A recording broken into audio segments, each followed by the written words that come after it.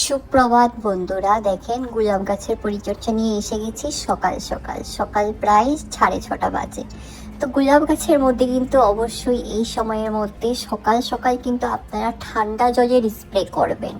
যাদের গ্রোথ হচ্ছে না, গাছের মধ্যে নতুন শুটস বেরোচ্ছে না, নতুন পাতা বেরোচ্ছে না, নতুন ডাল হচ্ছে না, তো অবশ্যই রোজ মর্নিং এই স্প্রেটা করবেন, একদম ঠান্ডা জলের স্প্রে। 1 সপ্তাহের মধ্যে কিন্তু আপনারা রিজাল্ট দেখতে পারবেন, গাছের মধ্যে ডাল হয়ে কুড়িও এসে যাবে। দেখেন, দেখতে খুব মিষ্টি লাগছে। যারা নতুন দেখছেন অবশ্যই চ্যানেলটিকে ফলো করবেন।